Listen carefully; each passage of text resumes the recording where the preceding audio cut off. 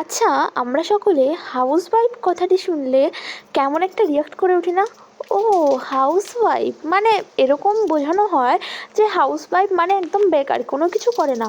কিন্তু একবার ভালো করে চিন্তা ভাবনা করে দেখবে তো, আদেও কি হাউসওয়াইফ মানে বেকার? একটু ভালোভাবে গভীরভাবে চিন্তা ভাবনা করে দেখবে, হাউসওয়াইফ কিন্তু বেতন ছাড়া চাকরি করার চাকর।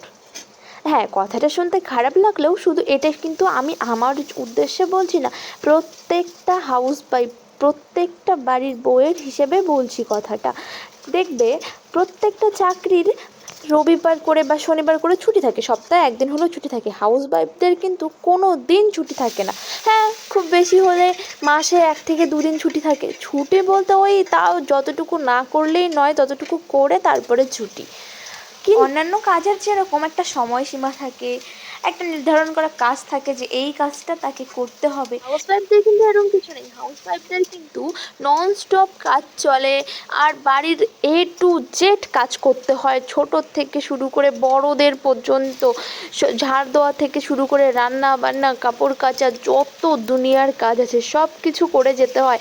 তারপরেও আবার যে কী কাজ সামনে করতে হবে সেটাও কিন্তু জানা থাকে না, হুটহাট যেটা চোখের সামনে পায় সেই কাজটাই করে যেতে হয়। সারাদিন কাজ করার পরেও কিন্তু হাউসওয়াইফদের শুনতে হয়, কী কাজ করো, সারাদিন বাড়িতেই তো থাকো, এগুলা তোমরা কোনো মতো কী করবে, 2-4টা কাজই তো। আসলে কিন্তু একবার যদি বাড়িতে থেকে বাড়ির পুরুষেরা যদি দেখে যে একটা বাড়ির বউ কী হারে কাজ করে, কী লেভেলের কাজ করে, তাহলে হয়তো তারা বুঝবে যে হাউসওয়াইফ কথাটার মানে কিন্তু অতটাও ছোট না যতটা মানুষ ছোট করে দেখে।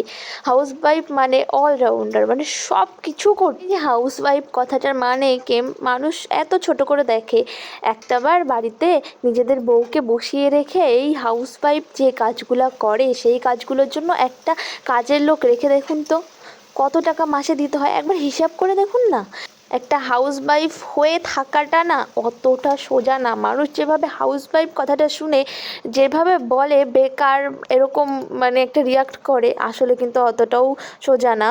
হাউসওয়াইফ মানে কিন্তু সব থেকে বড় কাজ সেই করে, বাড়ির সম্পূর্ণ দায়িত্ব নিয়ে ছোট থেকে বড় সবার দায়িত্ব পালন করে, রান্না বান্না, খাওয়া দাওয়া, বাসন মাজা, কাপড় কাচা, টোটাল কাজ তাকে করতে হয়। কথাগুলো শুনতে খারাপ লাগলেও এটাই বাস্তব।